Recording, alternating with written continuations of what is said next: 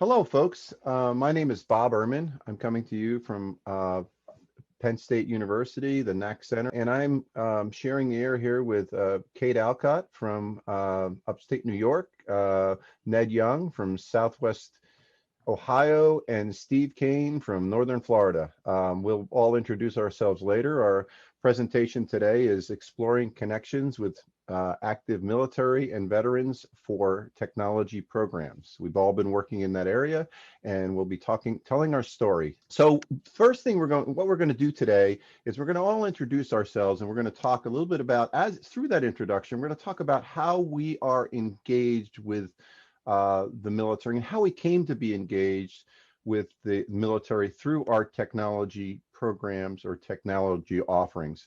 So we're going to start in Ohio with Ned Young, and I'll let Ned introduce himself and tell us a little bit, Ned, about kind of what you do and kind of how your interaction with the military and veteran population. So Ned, why don't you take it away from here? Thanks, Bob. I teach at Sinclair Community College, which is located in Dayton, Ohio, and I've been there since 1994, so I'm starting my 28th year at Sinclair. I'm also a co-PI for a NSF National Center called the National Center for Supply Chain Automation. Our PI is located in Norco College in California. So back in 2011, the center was established, and part of our mission was to help veterans get into the technology areas. So what we thought was, what are the skills that veterans have? What did they learn in their military occupations? And how does that relate to the skills that are required as a supply chain technician? Our industry folks within our center developed a model program. And what we did is we crosswalked that model program with several different military occupations. And this is a slide to show that. So if there was a particular occupation in the Army, we'd look at the skills that that particular veteran would have established from both training and experience, and then crosswalk that across what our industry partners said we needed for the supply chain. So this kind of is a sort of a gap-filling exercise, so the vet can look at what they know, what they have, and what their experience is, and see how that relates to the job of a supply chain technician. I'm also a faculty member at a community college. So what we do is we share this information with community colleges across the country, like Sinclair. And then that gives the advisors and the faculty and the chairs a better idea of when a vet comes into our office, understand maybe what gaps they have to fill. And we can help them then, instead of repeating information they already have, give them new information. So that's sort of where I fit into the picture here. Fantastic, Ned. I really appreciate that. And that's, thank you for your story there. What I'm going to do now is I'm going to move to Florida, and I'm going to talk to my friend Steve Kane. Steve, would you introduce yourself and tell us a little bit about how you are interacting with the military and veteran population? Sure, Bob. Thank you. My name's Steve Kane. I'm Executive Director of HI-TEC Partners Incorporated. We're a workforce development and educational nonprofit headquartered in Titusville, Florida. We're just across the river from the Kennedy Space Center, and most of the work that we've done has revolved around the space program primarily. What we do for the military, we've done a couple of things. One is, in the early days of HI-TEC, it was important to involve the military's missile wings. A lot of the work that we were doing was focused on the shuttle program, but the military had some pretty significant activities underway as far as putting spacecraft into orbit as well. And so we involved the Community College of the Air Force in the early efforts of developing the curriculum and building the certifications, and we support all the missile wings within the Air Force now with our certifications. We've kind of moved beyond that as well into the electronics realm. We have the only performance-based electronic certifications that we know of that exist today. And we're supporting the Army in 3 locations as outcomes for their advanced individual training, their AIT. With those certifications, they provide the soldiers as they complete their initial training with an industry certification that they can then carry with them throughout their service. And it does a couple of things for the soldier. One, it provides them promotion points when they earn that industry certification, and it also provides them a tool when they separate from the military that helps them move into employment in industry. We've developed a site called VetTech, and we did this partly through the Space Tech grant, but it was kind of a request as well to catalog what certifications we offer and which of the skill codes within the branches of the military qualify those individuals for those certifications. And so we've crosswalked those with the military COOL organizations, and each one of the military branches has their own credentialing opportunities online, or COOL organizations.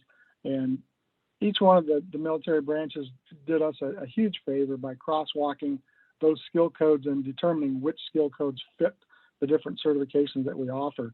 So we initially were supporting the missile wings, and then we moved into those areas within the military that certifications looked like they were a good fit, starting with the electronics certifications. And since we also do a lot of aircraft certifications, we're now working with the Army's Aviation Center of Excellence at Fort Rucker, Alabama, developing study guides, online study guides for soldiers so that they can download those and look at how their military training fits the certifications that we offer.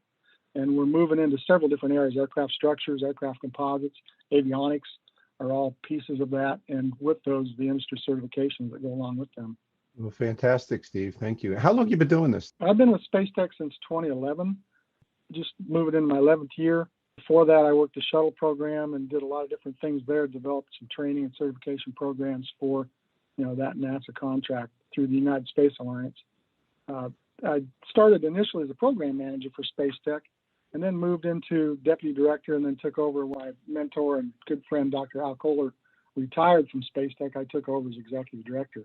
I'm also PI of another NSF grant called MakerTech, a coordination network, which is out of Wichita State University Tech. We're in our last year of no-cost extension on that, and we've developed a significant network that provides a lot of resources for somebody that's in the military, for example, if they want to understand, how they can move into an industry. We're developing profiles for the different occupations that our certifications support, so they can pull those and see where the training is located, see what the job offers, what skills are required, and also what it pays. That's pretty important. And those are called candidate action plans, and those will be posted on the MakerTech website, most likely later this year, as we move toward the conclusion of that grant. Fantastic, Steve. Thank you very much. Thank you for telling your story here.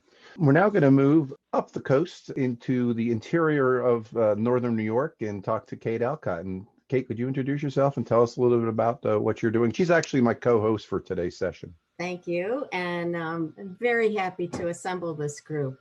Lots of different ideas for coordinating and collaborating with the military population. So as Bob said, I'm from way upstate New York. There is no beach scene in my background. However, it does put me in a position to be very close to an Army base called Fort Drum, which is about 85 miles to my north, almost to the Canadian border. It's home of the 10th Mountain, about 20,000 on base, and I've been working with them since 2016. I've been piloting some training projects to prepare the military for the soldiers that are about to leave military service, preparing them for jobs in advanced manufacturing. For the past several years, we've offered a kind of short-term boot camp opportunity, hands-on training in advanced manufacturing practices, mechatronics, PLCs, pneumatic technology. And then throughout the training, we had companies come in to visit them. This has been a great experiment. We've placed many soldiers into these positions, these technician positions. But now we're on to a new project, and it's very exciting. So this is HI-TEC, which is an ATE center that I work for. This is our website, and you can see we've got a veterans section.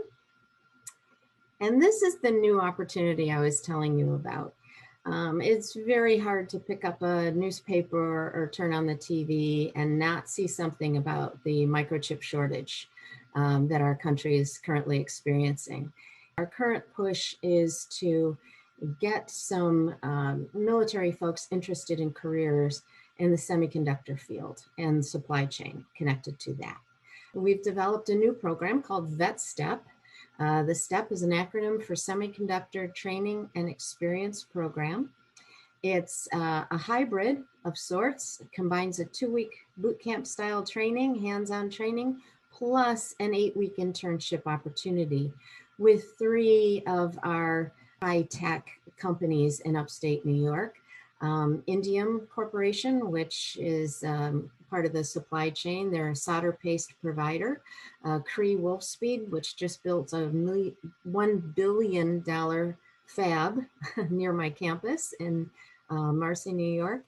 And of course, Global Foundries, which is a very large chip maker near Albany, New York. So this is the new tact that we're taking with the service members at Drum. These are service members within their last 6 months of military service. And this particular program is going to be called one of many called Skill Bridge. These are programs designed to do career prep, career training just prior to a soldier separating from the service. All branches offer Skill Bridge. All bases should have access to Skill Bridge programming.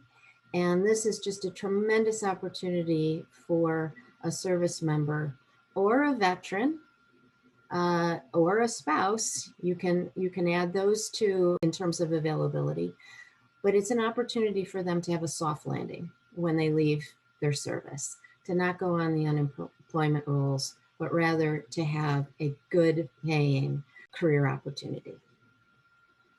So let's go to the MC, Bob Ehrman. So Bob, what exactly do you do? I'm here at Penn State University. I'm a managing director of a NSF national center called the NAC Center, or Nanotechnology Applications and Career Knowledge Center. We've been funded by the NSF AT for many years. We're now a resource center. We were a national center. We actually grew out of a nanotechnology workforce program in Pennsylvania, which actually was an intense training that we worked with community colleges and technical colleges across the state of Pennsylvania. They came to Penn State for a 16 or 12-week immersion in nanotechnology, hands-on immersion here in central Pennsylvania. We are in central Pennsylvania, so unlike Kate, there are no bases around us. So the story about how we got into the veteran population is an interesting one. It was at a HI-TEC conference down in Pittsburgh, Pennsylvania. I engaged with Dr. Teresa Bryant, who is one of our partners at Community College of Allegheny County. And the host of the HI-TEC conference was CCAC during that year. And I asked her, I said, how can we integrate with you at CCAC and address the needs of the veteran population? And she said, I'm new here, and I don't think there's as much of a veteran population as where I just came from, which is in Southeast Virginia. She had come from Tidewater Community College, and she put our center in touch with the folks at Tidewater, and they had been working with NSF ATE, so it was a nice fit. We took on another partner, Norfolk State University, because they have a hands-on fab down there. It's an HBCU in the region, within 20 minutes of TCC. So it's a nice partnership. And we decided to offer a version of our current program called the Nanotechnology Certificate Program. And we started the work then. It took a while to get things moving. You see here, it's called a SkillBridge approved pathway to technology skills. And we're working, this SkillBridge is something that's given to transitioning military in their last 6 months of their service.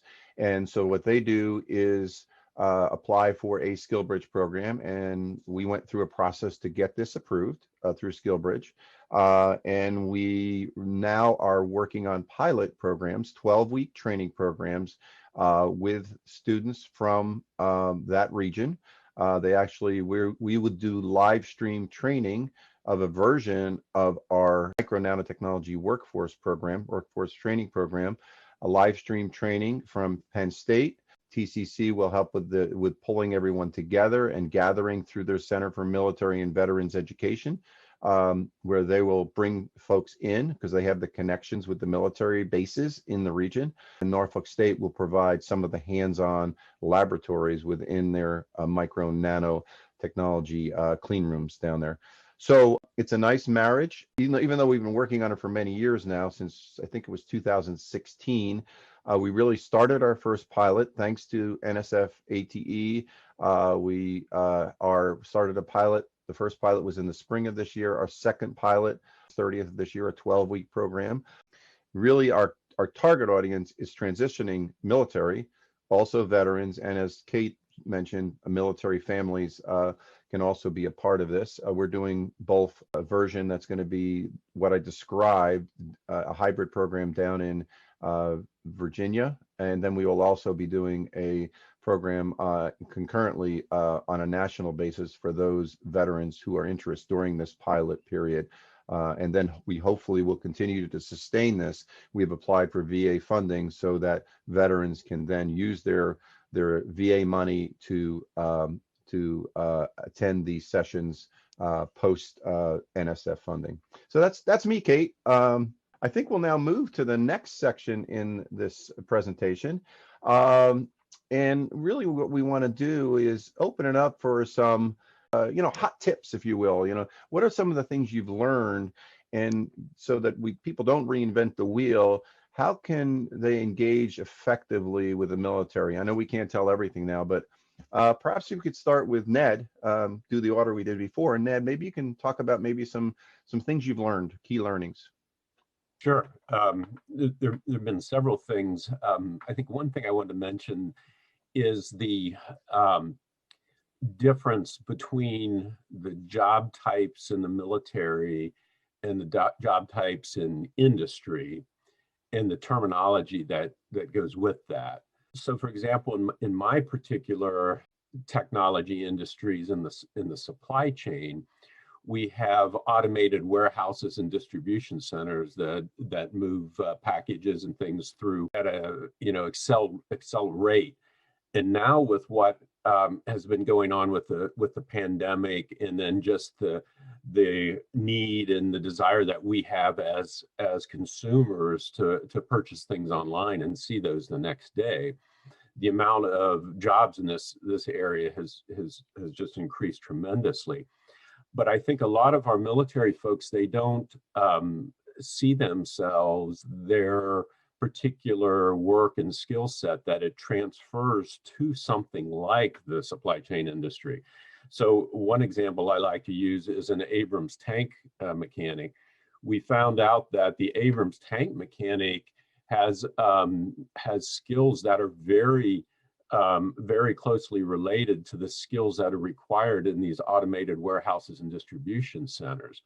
But someone who's an Abrams tank mechanic in the Army is probably not thinking, oh, I could go work as a supply chain technician for Target or UPS or Amazon. So part of our work is trying to identify the MOSs, the military occupations that have many of these skills, and then to identify with the military folks that this is something that you can go into.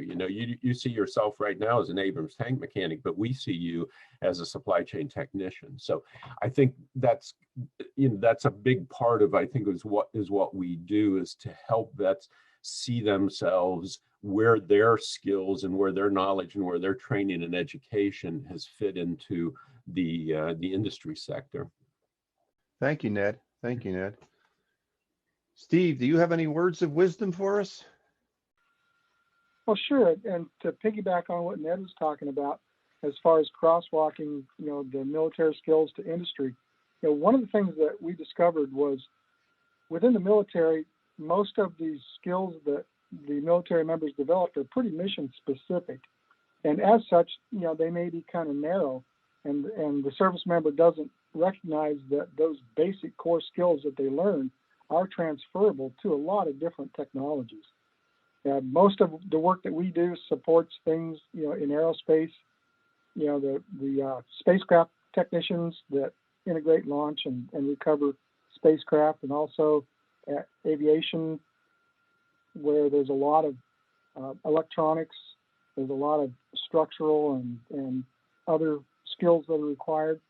And so through the VetTech site, that's what we wanted to do, is show those individuals that, yes, what you've learned crosswalks really well into this. And because a lot of these are national certifications, they're a little more broad than what maybe that military member had been able to gain in the military. So we provide them opportunities to kind of fill those gaps and then be successful. And we've discovered that, for example, the Army Soldier for Life program, that there's tremendous value in providing that service member with a view of what their pathways may be when they separate from the military. We receive a lot of questions, especially from their leadership, about, well, how does this translate and what can this do for our military members?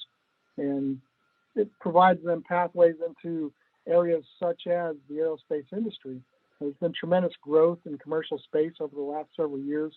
There's a tremendous number of satellites that are going into orbit now, and all of those are created by individuals that have basic mechanical, electrical, pneumatic, and hydraulic skills. So when you think about the term mechatronics, that's really, a description of a core set of skills that they not only learn in the military, but also are what are extremely necessary now, with the automation that's occurring and the type of work that people are doing. Those are really essential for that individual, and it really opens the door, gives us some awareness to what they can do. And the other piece of that is providing some educational value, because one of the keys to being successful in any career is being a lifelong learner. You have to always be able to look at what you can do to create more value, with yourself and how it relates to your employer and how you can help them. And so if those industry certifications come with some level of college credit, that's another tool that the individual can use then to move on throughout their career. So that's the other thing that we've attempted to establish, is whatever certifications we offer, they also are tied to college credit. They're also funded through the pool organizations and through the Veterans Affairs, so that there really is no cost to the service member or the veteran. It may be a reimbursable tool, but there's just lots of ways to get there. Well, great. Thank you. Thank you, Steve. I appreciate it. Okay, Kate, partner, how about you? What kind of tips do you have for folks?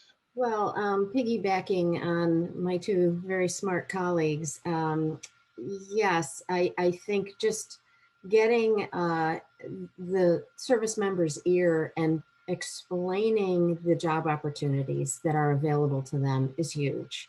I can't tell you how many soldiers I've worked with that literally enlisted right out of high school. They've never applied for a job. They've never worked anywhere else. The Army has been their home. They're not fluent, I guess, in all the career opportunities that are available. And so I think it's really important for community colleges, for educators, to get on base when there are career days and talk about these opportunities. Explain that, your mechanical and electrical skills do translate into jobs in many industries. There are plenty of careers available for you. I think that's the biggest service we can do, is just enlightening this population as to what's going on in the civilian world. And it's not just the service members, but as part of the Soldier for Life program, as Steve Kane mentioned, or the Transition Assistance Program, all these military personnel in their final 18 months, or if they're retiring, their final 24 months, have access to career counselors on base. Just like career counselors in a high school, if they don't know about a specific industry, they don't talk about it. If they don't know about a specific job, they don't mention it, right? So getting on base and talking to these career counselors and educating them is really helpful. The more they know about you and what you're trying to do and the programs you're offering and the benefits you bring to their service members, the more these career counselors will spread the word. Thank you, Kate. Appreciate that. And I'm going to share just a couple of things, and it's really pretty close to where everybody's been.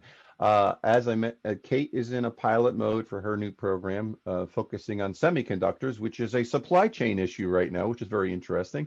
You've heard it in the national news. And we're trying to get students to attend, veterans and military folks to attend. And this year has been, if anybody hasn't noticed, this year's been a very odd year because of things happening. Bases had some restrictions to get on, and we wanted to do the things, and TCC wanted to do the things that Kate mentioned. But we're having trouble. We had trouble with that because they've closed things down. So we moved into another mode, and we're trying to contact the transitioning military and veterans directly, and we're trying to we engage them, social media expert. So you got to pull out all the stops. Basically, if you can't go through the normal channels, and I think that might set us up and be a model for kind of connecting in technical organizations. And how will you do that? Go to where they are and where they're looking. And so we have engaged a social media expert who's going through all the different areas. It certainly isn't me, but something like Facebook, Twitter, all the different areas to make sure that we're trying to contact these students to let them know about these careers that are out there, ready and willing for them. And again, looking back at the crosswalks we talked about, they have skills.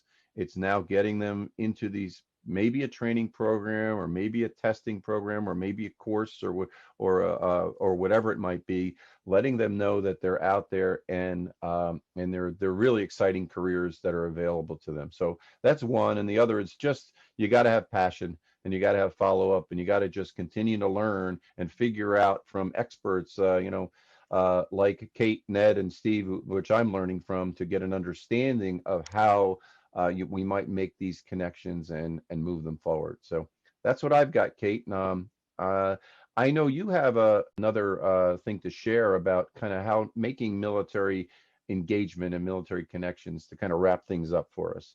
Yeah, I do. My brain works via graphic organizers.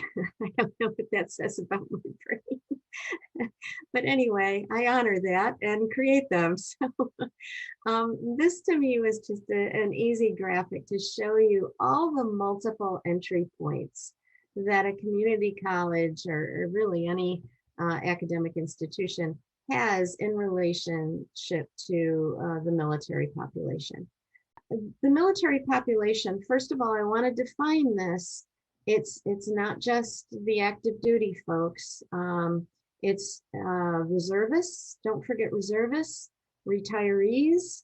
Those are folks with 20 plus years, and their families, their spouses, and of course their children, their adult children.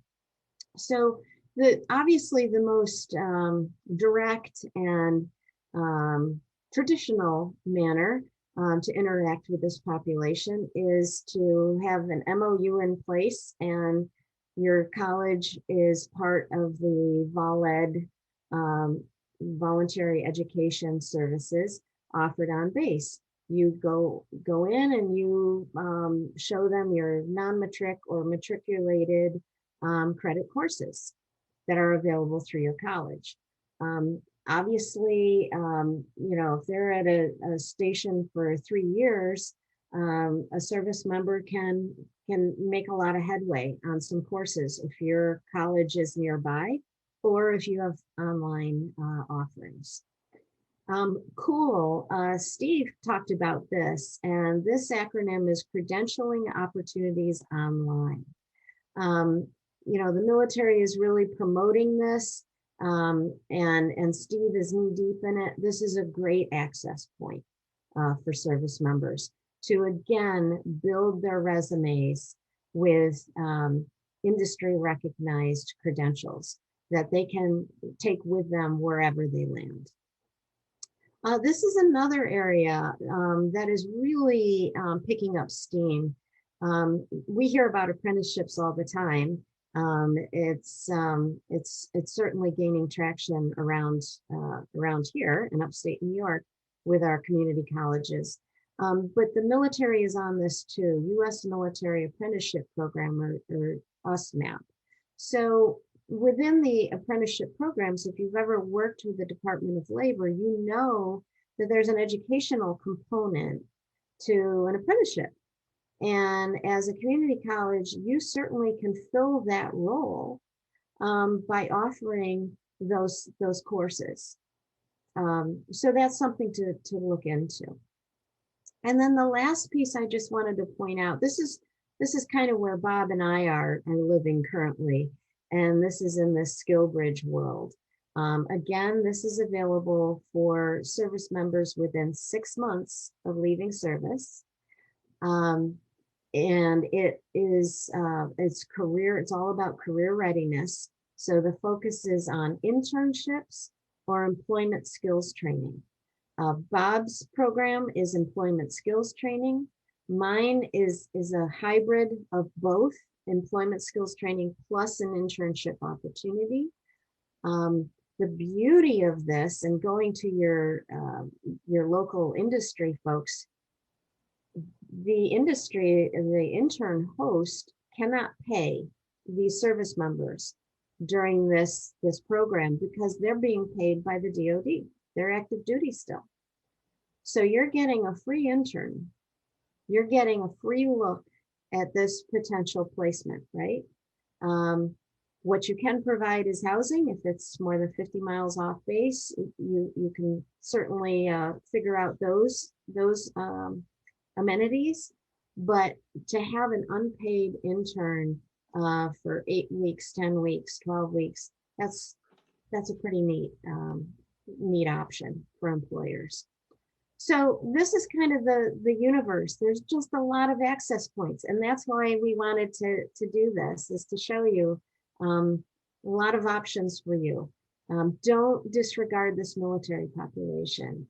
Again, less than 1% of our country serves, but we owe them. We owe them something for sure. So I think community colleges can play a vital role here. All right. Well, thank you, Kate. That was fantastic. And our panelists here, I want to thank the panelists. I want to thank Kate. I want to thank Ned. I want to thank Steve.